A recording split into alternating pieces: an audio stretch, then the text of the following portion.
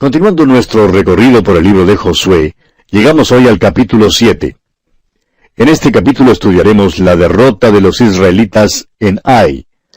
Veremos también que Josué se queja y Dios le instruye en cuanto a lo que debe hacer. Acán confiesa su pecado y él junto con todo lo que tenía son destruidos en el valle de Acor. El peor enemigo que usted tiene, amigo oyente, es usted mismo. Él vive en la misma piel con usted. Usa la misma mente que usted usa para pensar sus pensamientos destructivos. Usa las mismas manos suyas para hacer sus propios hechos, y este enemigo le puede causar más daño que cualquier otro. Él es el obstáculo más grande que usted tiene en su vida cristiana diaria. Ahora, hay dos factores que hacen que el tratar con este enemigo sea doblemente difícil. En primer lugar, no estamos dispuestos a reconocerlo e identificarlo. Tenemos recelo de nombrarlo como enemigo. El hecho es que a la mayoría de nosotros nos gusta este enemigo. El segundo problema es que él está dentro de nosotros. Si solo saliera él para luchar como un hombre, sería diferente, pero no saldrá. No es que sea cobarde, sino que le es más fácil luchar desde su posición interna, desde adentro. Naciones, ciudades e individuos han sido destruidos por el enemigo de adentro. Encontramos en la historia antigua una narración auténtica que por mucho tiempo fue clasificada dentro de la mitología, de que la ciudad de Troya resistió a los griegos por unos 10 largos y fastidiosos años. Por fin los griegos se fueron navegando y dejaron un caballo hecho de madera. Los ciudadanos de Troya trajeron ese caballo hecho de madera dentro de sus puertas, y esto fue precisamente lo que causó la ruina y la destrucción de Troya. Porque había soldados griegos dentro del caballo. Al quitar nosotros nuestra mirada de las cosas de los antiguos campos de batalla y fijarla en los campos de la guerra espiritual, enseguida hallamos mucha evidencia de que las iglesias son destruidas desde adentro y no por las fuerzas de afuera. El Señor Jesucristo, al escribir a las 7 iglesias de Asia Menor, les dio ciertas amonestaciones. Sin embargo, ninguna de las iglesias recibió una amonestación en cuanto al enemigo de afuera. Él dijo allá en Apocalipsis capítulo 2, versículos 14 y 15, «Mantienes ahí a algunos que sostienen la doctrina de Balaam. Así tú también mantienes a algunos que sostienen la doctrina de los Nicolaitas, según la Biblia de Jerusalén». Y luego en el versículo 20 de este mismo capítulo 2 de Apocalipsis dice, «Pero tengo unas pocas cosas contra ti, que toleras que esa mujer Jezabel, que se dice profetiza, enseñe y seduzca a mis siervos a fornicar y a comer cosas sacrificadas a los ídolos». En realidad, Cristo dijo a estas iglesias, «Vosotros tenéis algo adentro que resultará en vuestra propia destrucción». La deslealtad y la infidelidad en la iglesia hoy en día, amigo oyente, dañan la causa de Dios más que cualquier enemigo que esté afuera. Al diablo solo le es posible dañar nuestras iglesias desde adentro y no desde afuera. Luego es posible que un individuo sea también destruido desde adentro. Alejandro Magno probablemente fue el genio militar más grande que jamás haya marchado, encabezando sus ejércitos a través de las páginas de la historia. Nunca ha habido alguien como él. Antes de llegar a la edad de 35 años, había ya conquistado el mundo conocido. Sin embargo, murió siendo un borracho. Fíjese usted, había conquistado al mundo, pero no le fue posible conquistar a Alejandro Magno mismo. Había un enemigo adentro, el cual lo destruyó totalmente. La única batalla que los hijos de Israel perdieron al tomar posesión de la tierra prometida fue una batalla en la cual la derrota vino no desde afuera, sino desde adentro. Cuando los israelitas entraron en la tierra prometida, no había muchos enemigos, sino 3 notables y sobresalientes enemigos que les estorbaban. Esos 3 enemigos prefiguran los 3 enemigos que la cristiandad tiene hoy en día. Ahora considere usted a Israel y a sus enemigos, los cuales eran Jericó, Ai y los Gabaonitas. Los 3 enemigos de Israel evitaron que los israelitas disfrutaran y tomaran posesión de la tierra prometida. La tierra estaba allí. Dios les había dicho que era de ellos. Dios les había dado el título de propiedad cuando dijo a Josué allá en el capítulo 1 de este libro, versículo 3, «Os doy todo lugar que sea hollado por la planta de vuestros pies, según declaré a Moisés». Dios trataba de decirles, «Es vuestra, entrad, tomad posesión de ella y disfrutad de lo que tomáis». ¿Qué lección es esa hoy en día para nosotros, amigo oyente? A este pueblo le fue dada una tierra que tenía como 777,000 kilómetros cuadrados, y aún en sus tiempos mejores, solamente ocuparon unos 77,000 kilómetros cuadrados. A los cristianos les ha sido dada toda bendición espiritual. Pero, ¿de cuántas de estas bendiciones, hermano que me escucha, disfruta usted hoy en día? ¿Cuántas realmente son suyas? Usted tiene derecho a ellas, tiene el título de propiedad de ellas. Pero, ¿ha tomado usted posesión de ellas y está usted disfrutando de estas bendiciones como Él anhelaba que usted disfrutara de ellas? Piensa en los muchos cristianos que son bendecidos con toda bendición espiritual y sin embargo viven como si fueran pobres espiritualmente. Ninguna de estas bendiciones espirituales está ya en nuestra posesión para disfrutarlas. Dios nos las ha designado, pero si las vamos a disfrutar, amigo oyente, hay batallas que tenemos que librar y victorias que tenemos que ganar. El hecho es que la epístola a los Efesios termina con el ruido de choque de armadura y el sonido de batalla y con el llamamiento a vestirnos de toda la armadura de Dios. Ahora aquí en el capítulo 7 de Josué, y también en el capítulo 8, la derrota y la victoria en Ai representan la carne en el creyente. El pecado de Acán fue el pecado de Israel. Ahora los pasos en los pecados de la carne son, según el versículo 21 de este capítulo 7, primero, vi, o sea, el paso físico. En segundo lugar, codicié, o sea, el paso mental. Y por último, tomé, o sea, el paso volitivo o voluntario. Y no puede haber ninguna liberación, amigo oyente, sino hasta cuando el pecado sea juzgado en la vida de un creyente. Comencemos, pues, nuestro estudio de este capítulo 7 de Josué, considerando el pecado de Acán, la ira del Señor, y la consecuente derrota de Israel en Ai. Leamos el primer versículo de este capítulo 7 de Josué. Pero los hijos de Israel cometieron una prevaricación en cuanto al anatema, porque Acán, hijo de Carmi, hijo de Sabdi, hijo de Sera, de la tribu de Judá, tomó del anatema, y la ira de Jehová se encendió contra los hijos de Israel. Este versículo nos dice que los hijos de Israel cometieron una prevaricación, pero fue solo un hombre, Acán, el que cometió el pecado.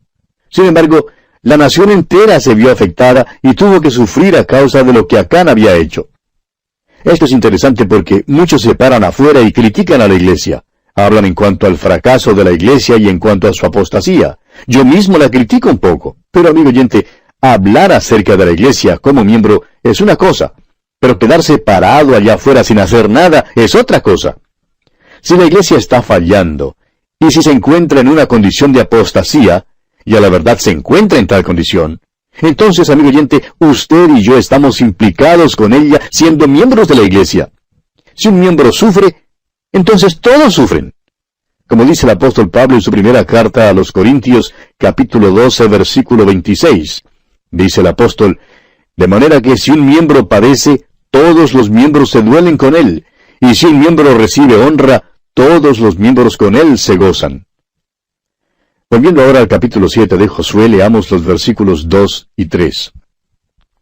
Después Josué envió hombres desde Jericó a Ai, que estaba junto a Bet-Aven, hacia el oriente de Betel, y les habló diciendo, subid y reconoced la tierra. Y ellos subieron y reconocieron a Ai. Y volviendo a Josué, le dijeron, no suba todo el pueblo, sino suban como 2,000 o 3,000 hombres, y tomarán a Ai. No fatigues a todo el pueblo yendo allí, porque son pocos. Ai representa la carne. Algunos hermanos están rodeando a Jericó tocando las bocinas. Hablan de que son hermanos separados, pero son muy negativos cuando declaran que nosotros no hacemos esto ni hacemos aquello. El hecho es que se despojan de todo. Hay algunos en Jericó que se regocijan, han vencido al mundo, pero ¿qué le parece la carne, amigo oyente? Algunos de los hermanos más peligrosos en la iglesia son los que se consideran super santos. No hacen esto ni hacen aquello, han vencido al mundo, pero no han vencido la carne. Allí es donde están derrotados. Algunos de ellos son los más malas lenguas y hacen las cosas más sucias que se puede imaginar. La carne se ha encargado de ellos. Creen que viven muy bien la vida cristiana. El hecho es que hablan en cuanto a vivir la vida victoriosa, cuando ni siquiera saben de qué se trata. La vida victoriosa es la vida de Cristo, amigo oyente. Él es quien gana la victoria, y no nosotros. Los hijos de Israel, pues, se sentían muy emocionados de haber ganado una victoria. Habían vencido a Jericó. En realidad, fue la victoria de Dios, pero después de poco tiempo, los israelitas creían que era de ellos. Josué envió a algunos hombres a que reconocieran a Ai, y después de examinar la ciudad con mucho cuidado, dijeron, Ai no es nada comparada con Jericó. Ai era pequeña y no importaba mucho. Muchos hermanos tienen éxito en vencer al mundo, y creen que han vencido la carne también, cuando en realidad no la han vencido todavía. Bien, continuamos ahora leyendo los versículos 4 y 5 de este capítulo 7 de Josué. Y subieron allá del pueblo como 3,000 hombres, los cuales huyeron delante de los de Ai. Y los de Ai mataron de ellos a unos 36 hombres, y los siguieron desde la puerta hasta Sebarim, y los derrotaron en la bajada, por lo cual el corazón del pueblo desfalleció, y vino a ser como agua. Los israelitas fueron derrotados por los hombres de Ai. Fueron derrotados por la carne. Habían salido victoriosos en Jericó porque habían obedecido las órdenes de Dios, pero fallaron en Ai a causa de que no siguieron las instrucciones de Dios. Y amigo oyente, no se puede usar las mismas tácticas para vencer la carne que las que se usan para vencer al mundo. Los israelitas se dieron cuenta de su propia debilidad. El apóstol Pablo sabía que él era débil cuando dijo allá en su carta a los Romanos capítulo 7 versículo 18, y yo sé que en mí, esto es, en mi carne, no mora el bien, porque el querer el bien está en mí, pero no el hacerlo. ¿Ha notado usted, amigo oyente cristiano, que no tiene fuerza ni poder dentro de usted mismo? A usted no le es posible vivir la vida cristiana, y Dios nunca le pidió que la viviera. Dios mismo quiere vivir la vida cristiana por usted. En el capítulo 7 de la carta del apóstol Pablo a los Romanos, el apóstol descubrió que no había ningún bien en su vieja naturaleza. También descubrió que no había ningún poder en su nueva naturaleza. La nueva naturaleza quiere vivir para Dios, pero no tiene el poder para hacerlo, amigo oyente. En el capítulo 8 de esa carta a los Romanos se nos presenta al Espíritu Santo de Dios. Y es sólo cuando somos llenos del Espíritu Santo de Dios cuando podemos vivir la verdadera vida cristiana. Bien, continuemos ahora con los versículos 6 y 7 de este capítulo 7 de Josué. Entonces Josué rompió sus vestidos y se postró en tierra sobre su rostro delante del arca de Jehová hasta caer la tarde, él y los ancianos de Israel, y echaron polvo sobre sus cabezas.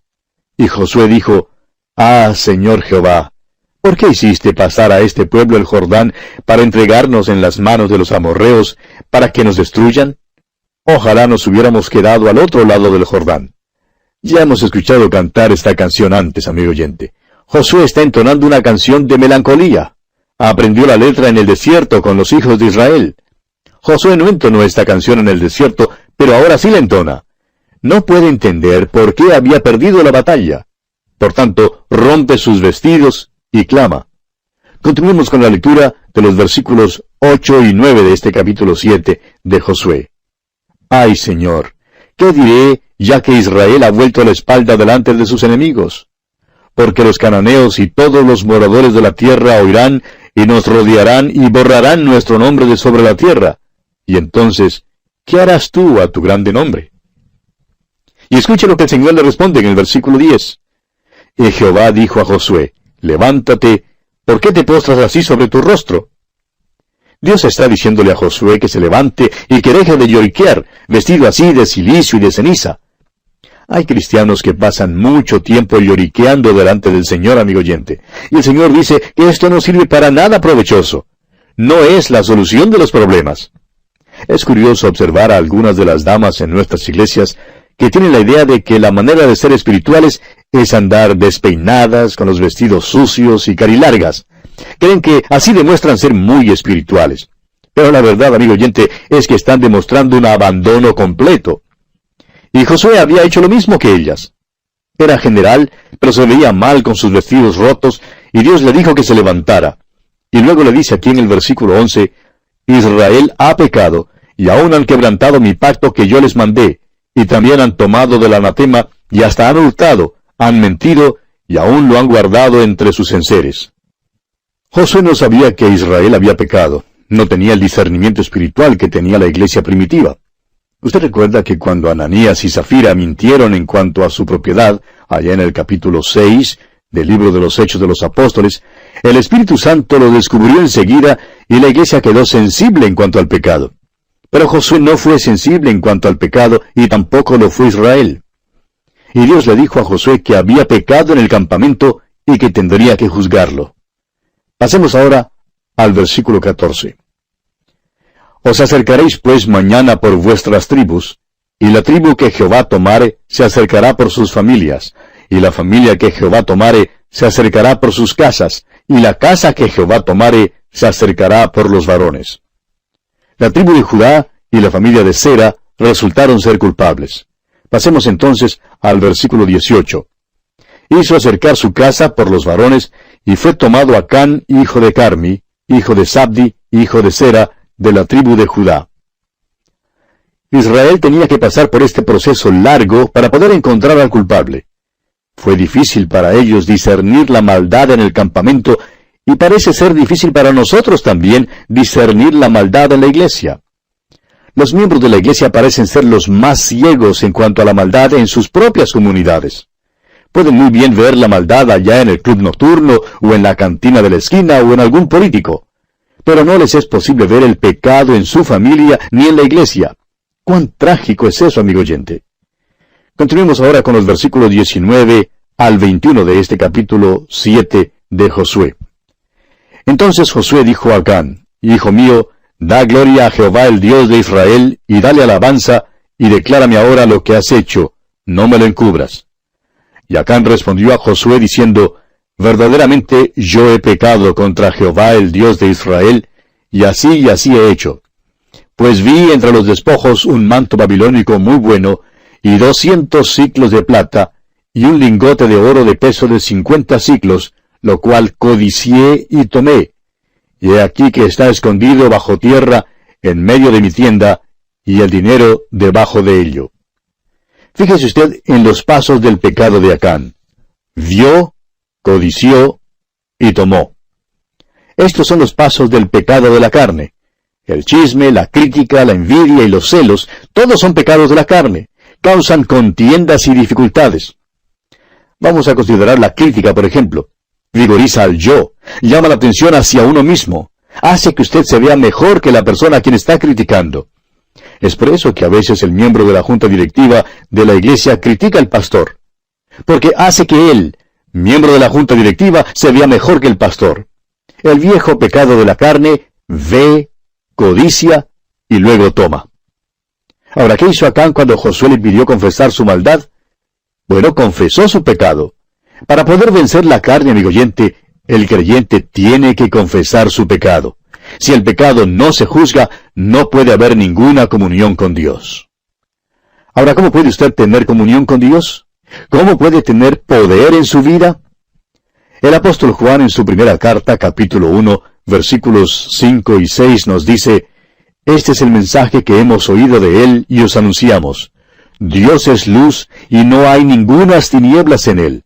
Si decimos que tenemos comunión con él y andamos en tinieblas, mentimos y no practicamos la verdad. Amigo oyente, usted no engaña a nadie cuando dice que tiene comunión con Dios, pero vive en pecado. Escuche lo que dice el apóstol Juan en su primera carta, capítulo 1, ahora en los versículos 7 y 8. Dice Juan: Pero si andamos en luz, como Él está en luz, tenemos comunión unos con otros, y la sangre de Jesucristo, su Hijo, nos limpia de todo pecado. Si decimos que no tenemos pecado, nos engañamos a nosotros mismos, y la verdad no está en nosotros. Amigo oyente, usted no puede traer a Dios al nivel suyo, y tampoco puede levantarse usted hasta el nivel de Dios. Por tanto, tiene que mantener abierta la línea de comunicación entre usted y Dios. Y la única manera en que usted puede hacer eso es confesando su pecado.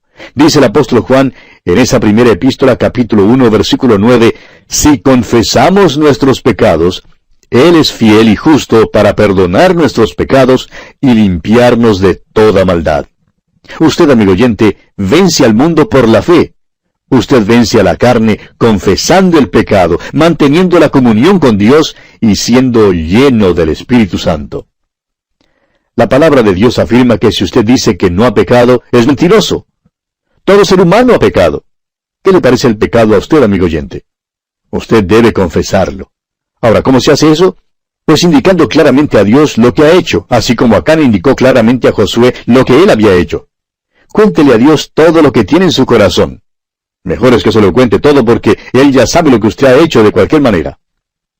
Alguien contaba una vez que un grupito de hermanos de una junta misionera se reunía todos los sábados por la mañana. Siempre terminaban su reunión con una oración. El presidente de la junta era un buen médico y cuando oraba siempre decía, Señor, y si en algo te hemos faltado, perdónanos eso. Uno de los miembros de la junta se cansó de escucharle orar así semana tras semana. Y fue entonces a verle en su consultorio y le dijo, cuando usted ora, siempre dice, y si en algo te hemos faltado. ¿Acaso es que no sabe si ha pecado o no? Bueno, contestó el médico, me imagino que sí lo sé. Entonces el otro miembro de la junta le dijo, bueno, imagínese entonces cuál es su pecado. Y sabe usted, amigo oyente, que la próxima vez que oró el médico se imaginó cuál era su falta y dio en el clavo por primera vez. Es asombroso, amigo oyente, cómo nos gusta andar por las ramas en nuestra oración. Vaya a Dios y cuénteselo todo en cuanto a su pecado. Sin la confesión no puede haber ningún gozo ni poder en su vida. No habrá victoria sino hasta cuando confiese su pecado. Y bien, amigo oyente, nuestro tiempo se ha agotado por esta ocasión, así es que tenemos que detenernos. Terminaremos nuestro estudio de este capítulo 7 de Josué en nuestro próximo programa. Hasta encontrarnos en este mismo punto del dial, le deseamos una vida victoriosa en Cristo Jesús. Nos acercamos hoy al final de nuestro estudio del capítulo 7 de Josué. Y en nuestro programa anterior estábamos hablando del pecado de Acán y la consecuente derrota de Israel en Ai. Decíamos que es necesario confesar nuestro pecado a Dios. Ahora, ¿cómo se hace eso? Pues indicando claramente a Dios lo que hemos hecho, así como Acán indicó claramente a Josué lo que él había hecho. Debemos contar a Dios todo lo que tenemos en nuestro corazón, y mejor es que se lo contemos todo porque Él ya sabe lo que hemos hecho de todas maneras. Sin la confesión, amigo oyente, no puede haber ningún gozo ni poder en nuestra vida. No habrá victoria, sino hasta cuando confesemos nuestro pecado. Ahora, cuando Acán confesó su pecado y le dijo a Josué lo que él había tomado de los despojos, Josué entonces envió algunos mensajeros para que buscaran lo que Acán había tomado y había escondido. Y ellos lo trajeron a Josué y lo pusieron delante de Jehová y de los hijos de Israel. Entonces Josué y todo Israel tomaron a Acán y a su familia y todo lo que tenía, incluyendo los despojos que había tomado, y lo llevaron todo al valle de Acor.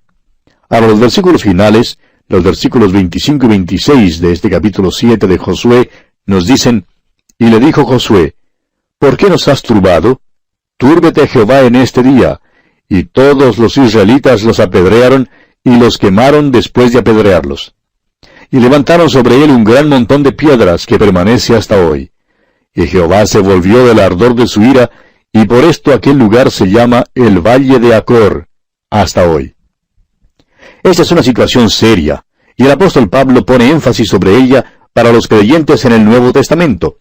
Dice él en su carta a los Romanos capítulo 8 versículo 13, porque si vivís conforme a la carne, moriréis. Mas si por el Espíritu hacéis morir las obras de la carne, viviréis. Hay muchos cristianos que en realidad no viven. Hay santos miserables que no juzgan el pecado en sus vidas. El apóstol Pablo nos dice en su primera carta a los Corintios capítulo 4 versículos 3 y 4, yo en muy poco tengo de ser juzgado por vosotros o por tribunal humano, y ni aun yo me juzgo a mí mismo, porque aunque de nada tengo mala conciencia, no por eso soy justificado, pero el que me juzga es el Señor. Amigo oyente, si pudiéramos juzgarnos y confesar nuestros pecados, entonces Dios no tendría que intervenir para juzgarnos. Su juicio a veces es muy serio. Yo sé que esto es verdad porque he experimentado el juicio de Dios en mi propia vida. Dios juzgará su pecado, amigo oyente.